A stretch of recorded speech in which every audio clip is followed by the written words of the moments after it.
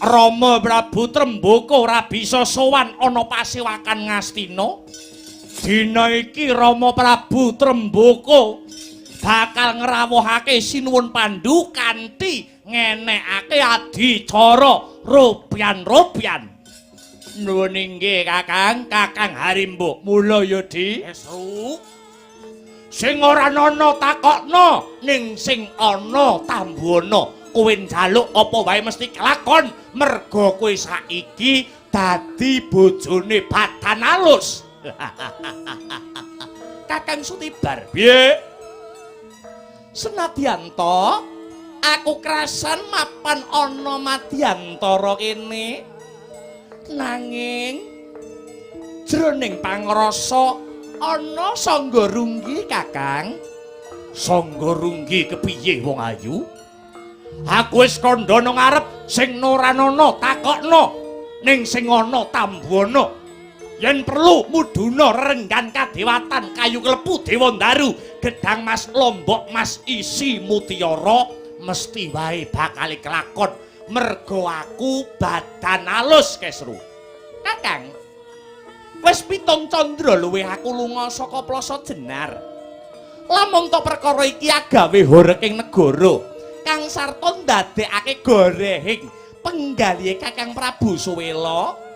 Banjur kira-kira kaya ngapa lelakone iki mengko Kakang Sutibar? Bojomu ora bakal weruh.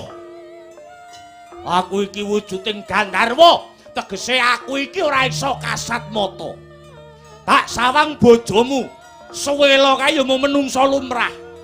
Sing kedunungan balung otot daging lan getih padha karo manungsa-manungsa liyane.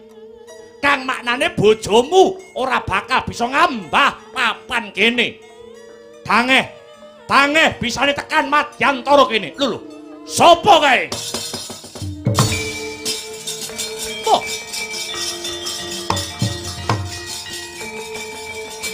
Hei.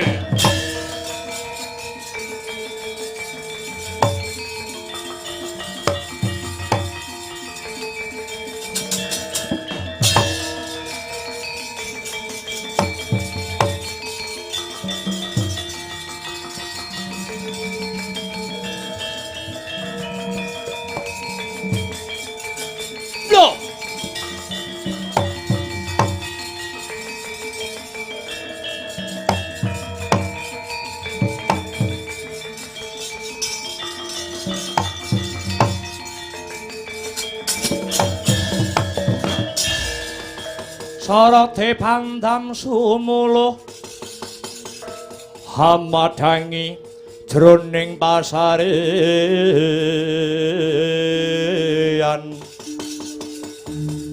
ngenani wadana remuramu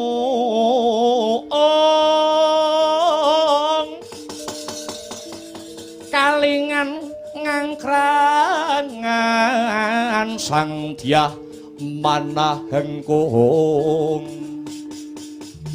Sang Dyah Manahengkung sumung kemengguling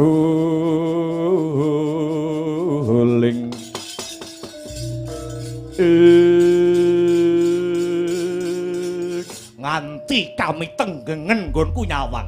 Piyuh. Ana manungsa tek mencorong mawa kekuwung kaya ora sak baene menungsa. Sapa wem? Kawruhanana. Panjenengan ingsun kuwi Nalendra negara Ngastina, jejulukku Prabu Abiyasa Sutibar. Lho, ngerti karo aku? Iya. Kowe tekan madyantara kene. Saka karepmu dhewe apa dikongkon? Sumurupa. Waleh-waleh apa Prabu Suwela kae maksih kadangku. Ora susah kakian gunem kang tanpa guna. Tak aku mrene muhung bakale takon marang jeneng sira Gandharwa Sutibar. Kowe bakal takon apa? Ning sajake aku ngerti sing arep ndok takoke kuwi apa. Ora wurunga kowe dikongkon Suwela supaya aku kon balekke Kesru. Ya ngono apa piye? Sutibar. Wong urip ana alam padhang iki yen maksih eling marang ingkang nitahake jagat kudune anane muhung rasa tepa salira kang sarta rasa samat sinamat dan daya dinayan ngelingono senadyan jeneng sira Gandharwa Sutibar kinodrat dadi Gandharwa nanging kabeh ing mulih marang mula-mulanira mula kang mangkono gawe gelane sak padha-padha lan uga gawe gelane liyaniku sayekti bakal angunduh marang wohing karma pala aku mung bakal ngelingke marang Gandharwa Sutibar wong urip ana alam padhang iku siji anteping kesaguhan loro jembaring samudra pangaksama telu ora males rasa serik marang sapa wae kang sarta bisa ngempet ubaling hawa nafsu abiyasa ora kepingin ngguroni marang jeneng sira Gandharwa Sutibar bakuning ripalungguhan iki tekaku mung bakal kepingin njaluk kondure Yayi Dewi Kesru alah dalah rak tenan boh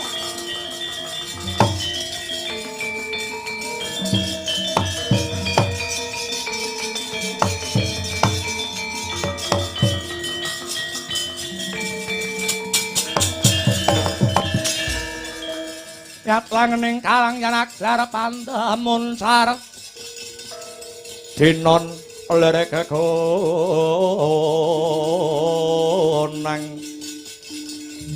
surem sorote tanpa hadang desmalaning rak leketing jagat gelag-geleng bumi panut semaning jajilanat kaya winalik sing dadi rasaning Gandharwa Sutibar yen suwela kuwi wong lanang ngopeni bojone tenanan ora kaya ngene lelakone aja ndok arani aku ngrusak pagrayu aja ndok arani aku nyures tures ijo ngrusui bojone liyan meleka kowe Prabu Abiyasa ora susah tak ganggu Kesru dhewe sing kedanan karo aku nganti dina sakmengko Kesru wis bobot wujude jabang bayi waing katresnanku kelawan Yayi Kesru mula kang saka iku yen pancen suwela wong lanang kon teka dhewe mrene Sembada Kesru tak balekake lamun wis pepes sing dadi kekuataning Gandharwa Sutibar bali marang ajal kamulaku iya yen pancen kaya mangkono wis cethonge glo kang tanpa warana lamun kowe jarak perkara Sutibar kari pisan jiki tak tanting rasamu yen kowe tetep ngukui Yayi Dewi Kesru abiyasa bakal tegel tega mentala marang Gandharwa Jim Sutibar piye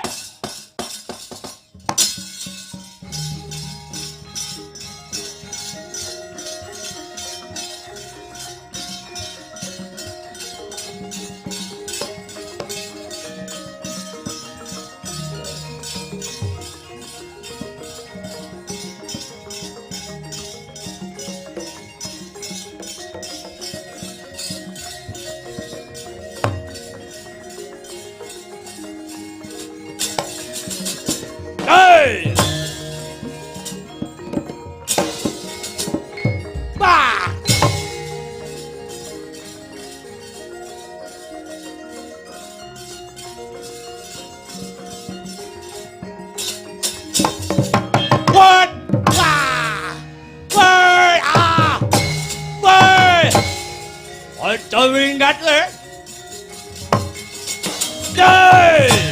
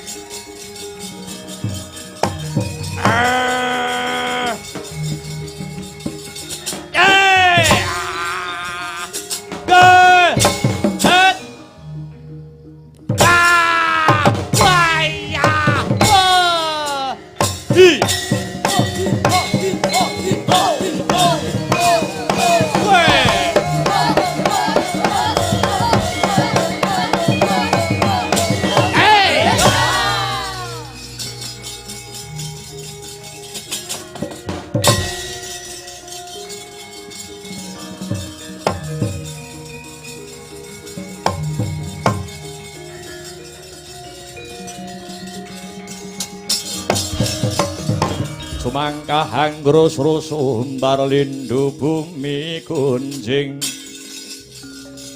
Gumaludo guntur ketup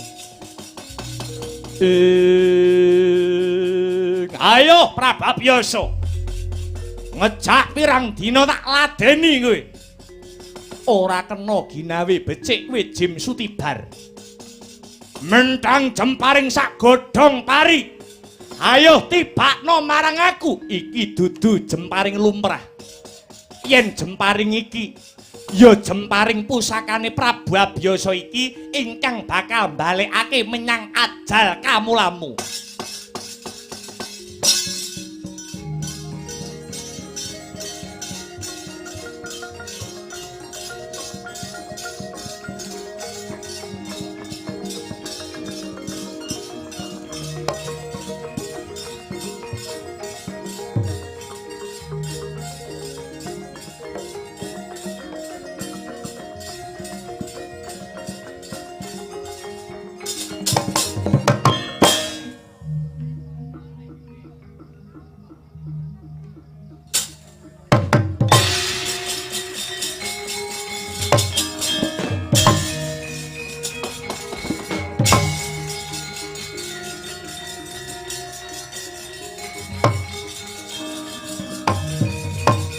Obong, ayo, amakno. Kita. Do.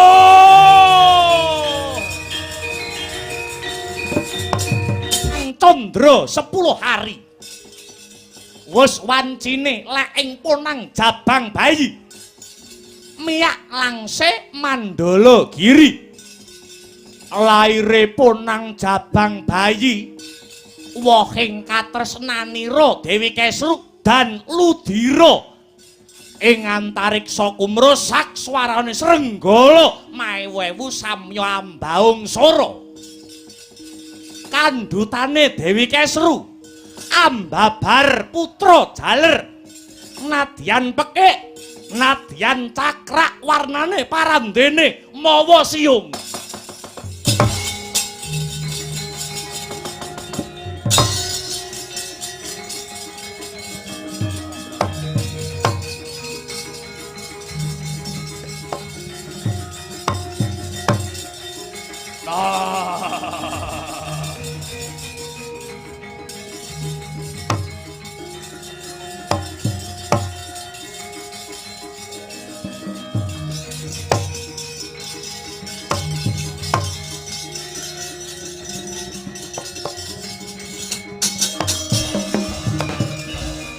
manganjur laguning angin kukur agraning arga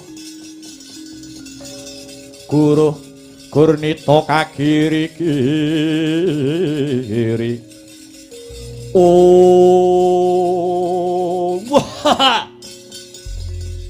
Oh aja padha girang-girang gumuyu wong plasa jenar suwelo bayi sing bakal lair saka guwa garbane bojomu kuwi wijiku mula kowe suwela rungokno gobokmu ora ana jamake Gandharwa prapting pralaya aku bakal manitis Jim Sutibar bakal nitis marang jejabang kang sayektine kuwi anakku dhewe ora trima rasaning atiku Suwela Seksenana segara gunung isine rina lan wengi yen to anakmu besok bakal dewasa anakmu ingkang mapan ana kandhutane Dewi Kesru bakal dadi mamalaning jagat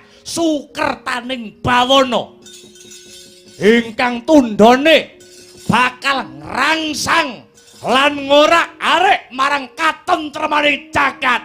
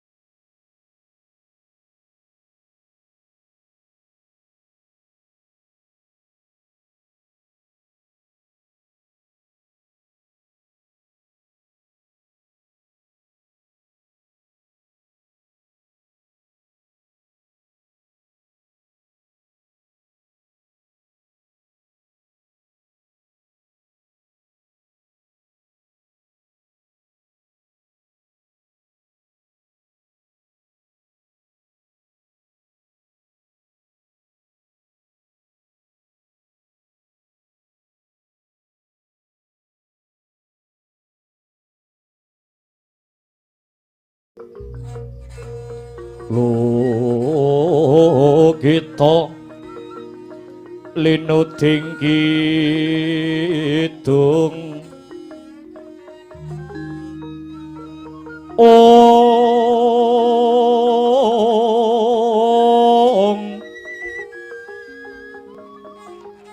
kadung kadereng hamomor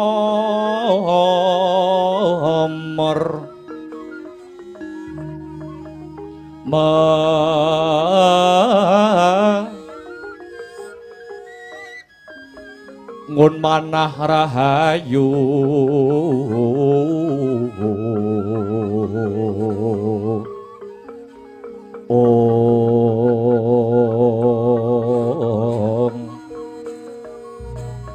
ayu wana tan agolong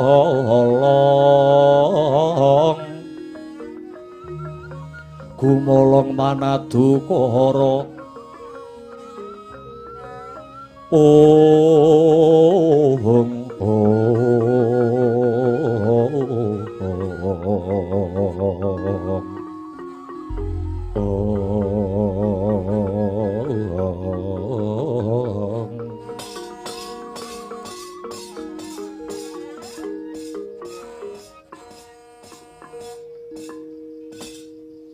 Kakang Prabu, nadyan kados pundi malih anak menika sampun medal saking guwa garba. Mara gage bocah iki tak pasrahne sakmutuwe marang Yayi Prabu Suwela anggonira bakal paring pusaka nama. Kakang Prabu, kula mboten badhe paring pusaka nama. Sedaya kula wangsulaken dhateng bojo kula. Kesru, jenengno anakmu kuwi. Nggih. Kula mboten badhe nyuwun dhateng sinten-sinten. Ternyatanipun punika anak kula piyambak. Mboten badhe kula seksekaken dhateng sinten-sinten. Nanging yoga kula menika badhe kula paringi tetenger Harya Suman. Premara reh mangosamya ngambreng kadikaronaning kaswasih ring marga Hamalatgung ore sang kandha wastrat maca lengleng lalu manguladi Surya mangrangsang wayah Surya mangrangsang wayah Umya samara wayahanto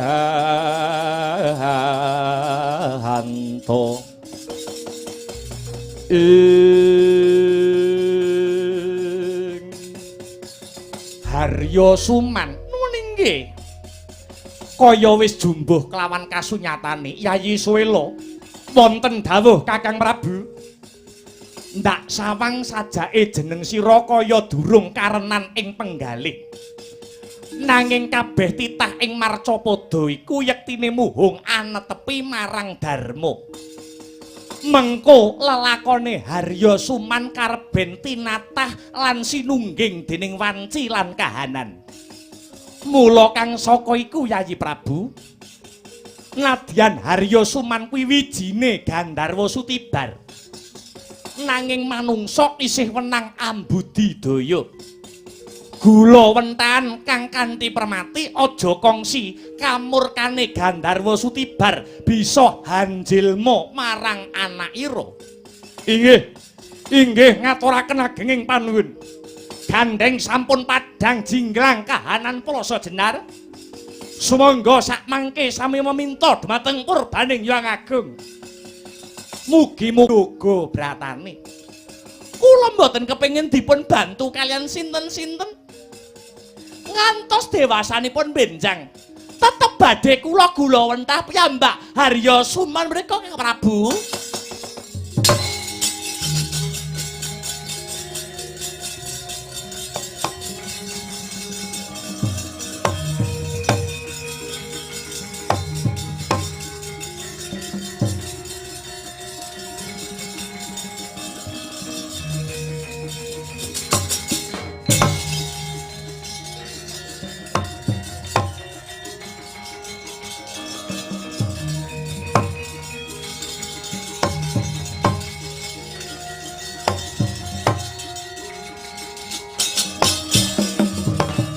lumereging mangsa kala gumantining dina candra miwah warsa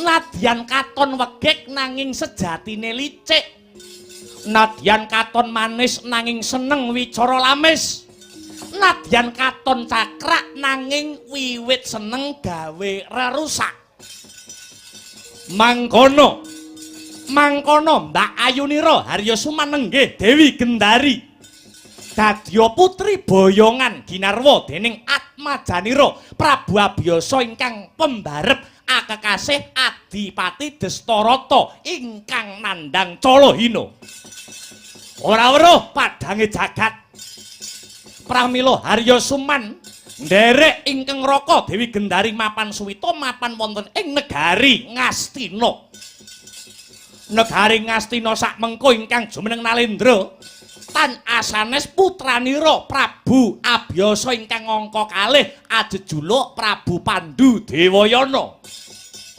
Prabu Pandhu nggih nyadya Nalendra kuncara ingkang dados asmane bebasan ngebeki bawana parandene ing sisih kiwane Prabu Pandhu ana manungsa ingkang watake nista budine candala risang Harya Suman ingkang rinten dalu tansah adamel karti sampeka murih kurup ingkang dadi uripe gantiya ingkang jinarita nora kaya ingkang mapan ana ing negara Pringgandani solahe para buta solahe para yaksa negara Pringgandani yen Cinandra Hamli wis nyampar banyu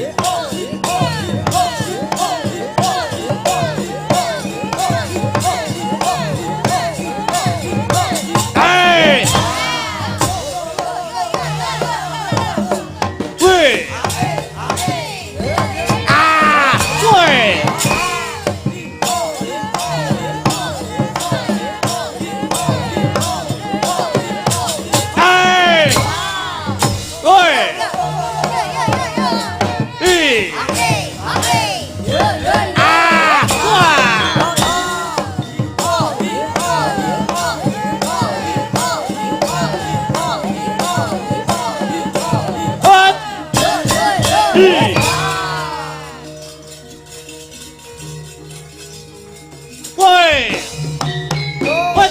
Aha. Ah.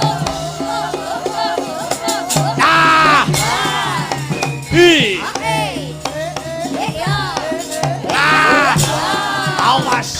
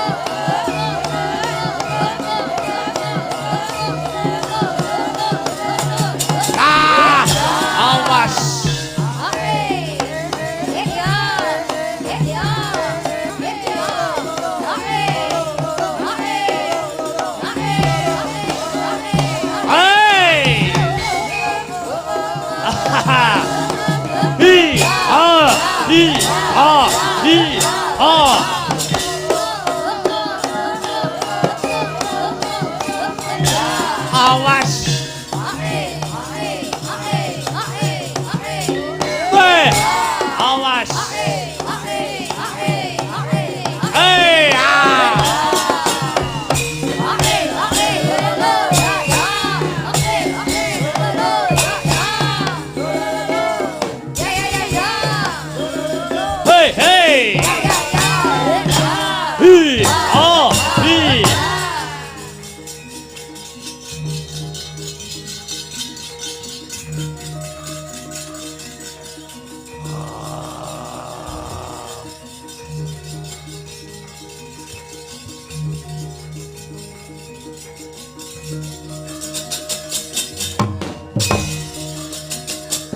Wah.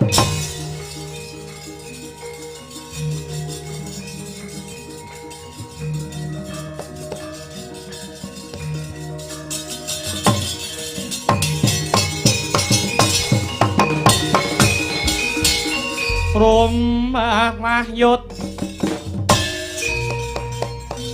Sang Yaksendra Purarupa Mangsa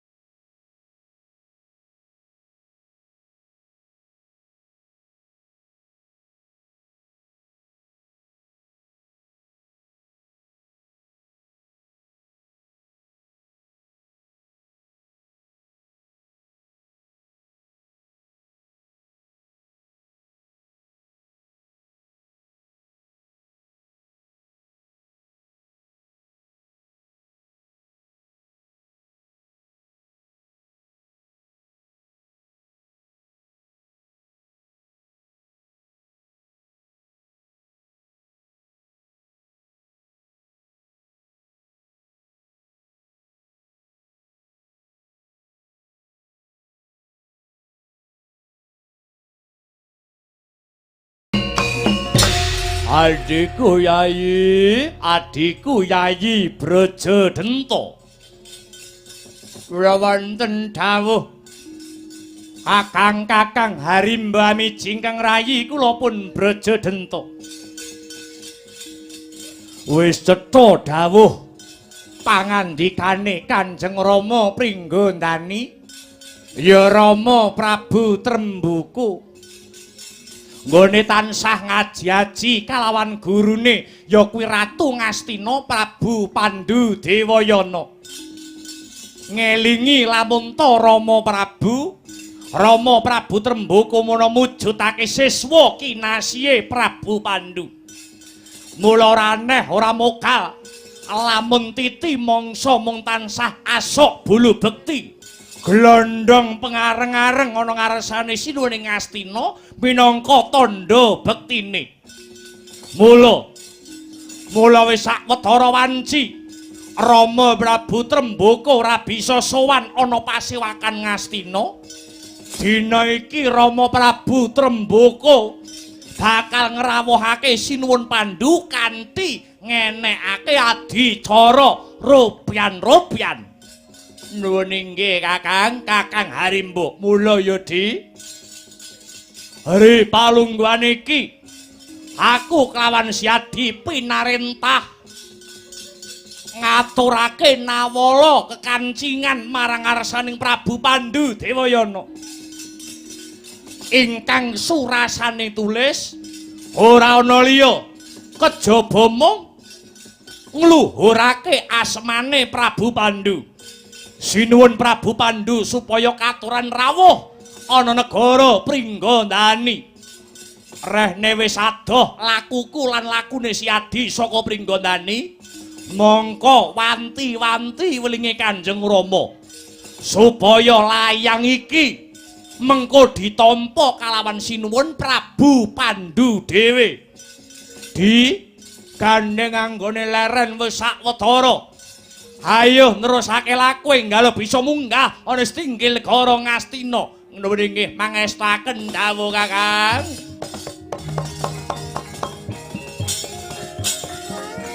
Putra Pandhawa tata gati wisaya Indriyaksa sara Maruta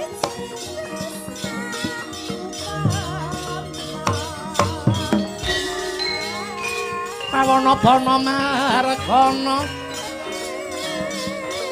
Samirana lan Marayang Pancabayu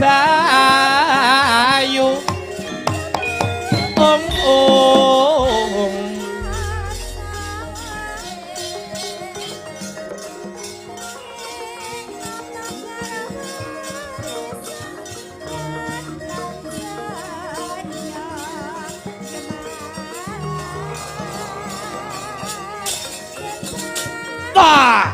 Wah! Wah! Wah! Ah!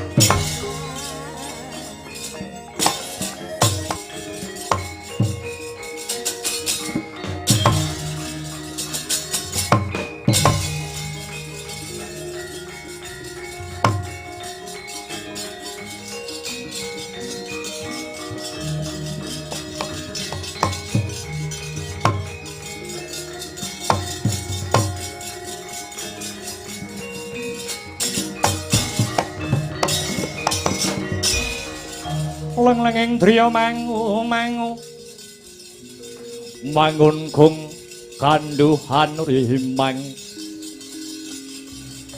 lirlena tanpa kanin ing lirlena tanpa kanin ong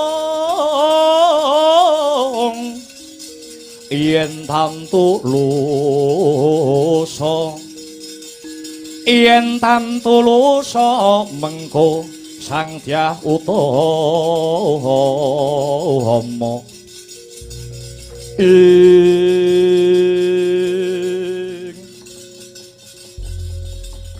ora sisip Panduluku iki kaya buta Pringgandani. Inggih kula pun Harimbo. Kowe Arimbo? Inggih. Ana apa? Keparenga dinten sakmangke kula minggah wonten Sitinggil negari Ngastina. Labet kula mundi dawuh sabdanipun Kanjeng Rama Prabu Trembaka kinen sowan wonten ngarsanipun Sinuwun Prabu Pandhu. Kowe arep sowan Prabu Pandhu? Inggih. Ora kena. Dina iki dudu dina pasewakan. Ora kena derajak-derajak munggah setinggil negara Ngastina. Oh. Mboten dinten pasewakan nggih. Iya. yen gelem kowe ngentenono dina pasewakan ewadene ora gelem kowe baliya ana negaramu negara Pringgondani mongko sowan kula niku kadhawan ngaturaken nawala piye mongko sowan kula menika badhe ngaturaken wujudipun Kintaka utawi nawala ngaturke layang ana ngarsane Prabu Pandhu inggih katur Prabu Pandhu Dewayana sang marting jagat ora susah kowe sing sowan dhewe Arimba layang saka Prabu Trembaka tak gawane lho dawuhipun Rama Prabu Trembaka layangipun boten kenging dipun tampi kalian sinten-sinten kejawi namung Prabu Pandhu pribadi ora kena negara kuwi mawa pranatan negara kuwi duwe aturan kari kowe gelem apa ora yen gelem layange titipno aku ewadene ora gelem kowe bali yo weh nggo arep ngaturne layang munggah tinggil mawon kok mboten oleh ora kena nggih inggih menawi mekaten sumangga kula aturi nampi layangipun Raden